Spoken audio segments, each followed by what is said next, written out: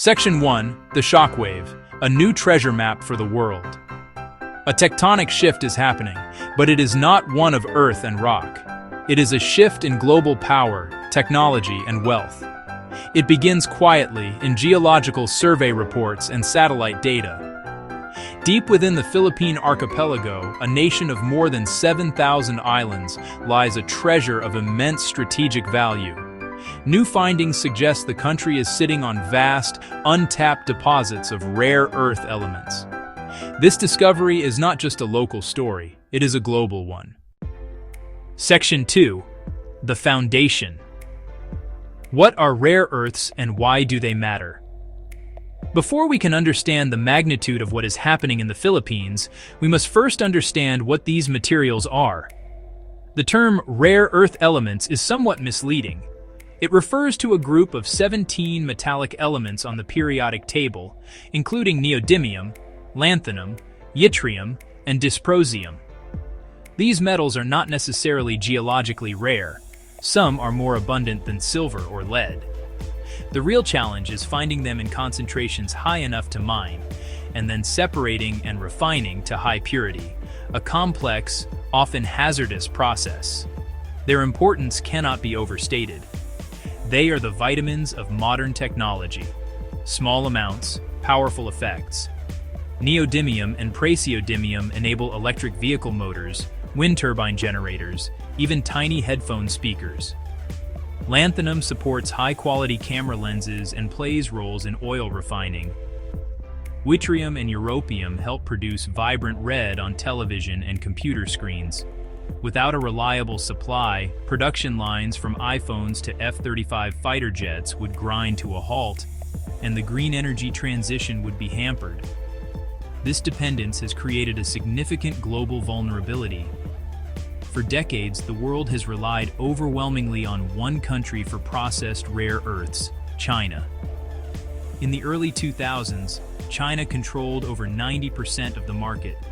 In 2010, China temporarily halted exports to Japan, sending shockwaves through tech industries.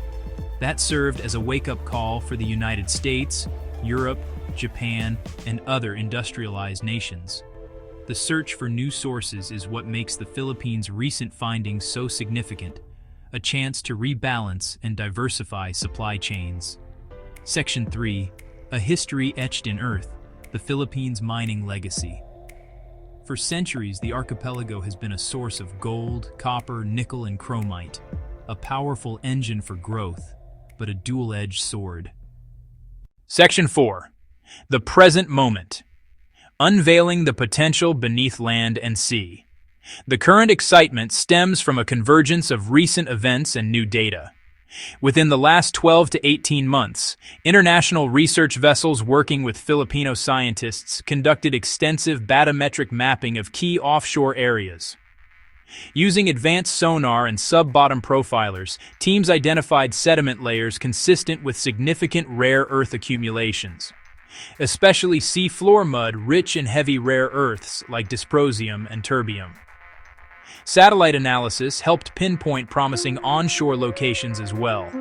These missions quickly translated into action.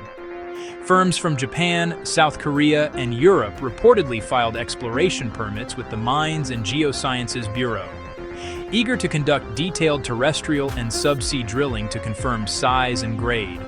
A government official in Manila called the findings extremely promising, but emphasized rigorous study before any commercial decisions.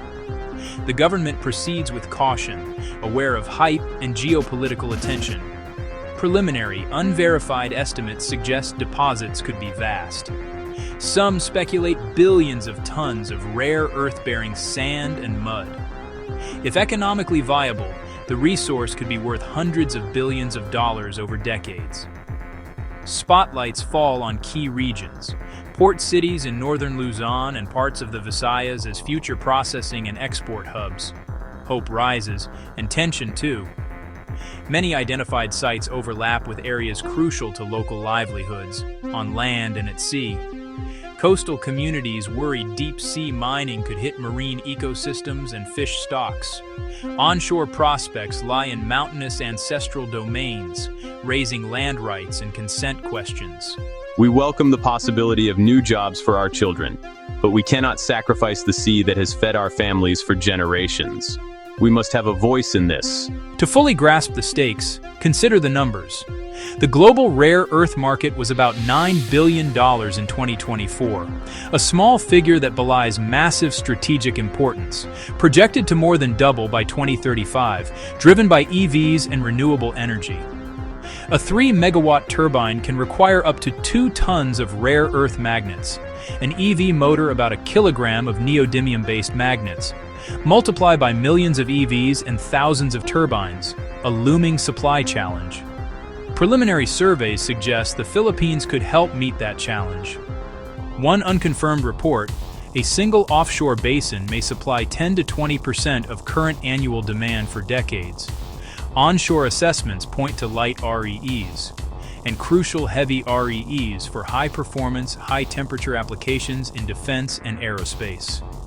If proven and developed, GDP and revenues could surge, funding infrastructure, education, and healthcare, creating tens of thousands of skilled and semi-skilled jobs across mining, processing, logistics, and services. But costs and risks loom. Billion-dollar plants that take years, heavy compliance and remediation, potential ecological disasters, and global price volatility that could strand investments and scar landscapes. Section 6. The ripple effect, reshaping the Philippines' political landscape at home and abroad. Nations seeking to diversify away from China would see the Philippines as a crucial new partner. Strengthen diplomatic ties, enhance security cooperation, favorable trade agreements. Manila gains leverage, including in sensitive maritime boundary disputes. But a delicate balance, courting allies while managing relations with Beijing, the market hegemon. A high-stakes contest, powers competing for access and influence. Domestically, the promise of wealth can unite or divide. A core question, how to distribute revenues between national government and local governments where mining occurs. If locals bear environmental costs without fair benefits, social unrest and political instability can follow. Mining will shape elections, pitting pro-development factions against environmental and social justice advocates. The specter of corruption looms. Governance will be tested. Section 7. The human and environmental equation, a delicate balance. Onshore mining can drive deforestation, biodiversity loss, erosion, and siltation that harms agriculture. Refining uses hazardous chemicals like sulfuric and hydrochloric acids, generating toxic waste. Deep-sea mining risks fragile habitats. Plumes can drift miles, smothering marine life and disrupting food webs from plankton to fish. Coastal fisheries and indigenous ancestral domains face upheaval. Free, prior, and informed consent will be a critical battleground. Communities demand a seat at the table. Assurances for health, environment, and way of life before any project proceeds. Their voices will shape whether and how this hidden treasure is brought to the surface. Section 8. An expert's view, the crossroads of caution and ambition. Experts agree, the path forward must be guided by data, transparency, and stringent regulation. Dr. Elena Reyes, University of the Philippines. We must prove it is safe before we proceed. Deep-sea mining demands comprehensive, independent environmental impact assessments and baseline studies. The burden of proof must be on developers to show operations are safe. Michael Chen, resource strategist. The world urgently needs stable new sources to fuel the green transition. The Philippines can be pivotal, if developed responsibly. Adopt best available technology, set high standards and a stable framework to attract top-tier partners and investment, and share benefits equitably. Build a world-class independent regulator. Ensure transparent revenue management, and commit to genuine community consultation. This is not simply yes or no to mining. It is a choice about how. Section 9. The Path Forward. A call for wisdom and vigilance. We have seen the science, the history, and the immense potential in the Philippine archipelago. This is a story of global significance, spanning technology, green energy, and international relations. A generational opportunity, and a path fraught with peril. The challenge is to forge a model that values stewardship and equity as much as profit. The choice belongs to the people of the Philippines. Like this report, subscribe for future updates, and comment below, what should the Philippines do? Biggest hopes? Biggest fears? Let us know.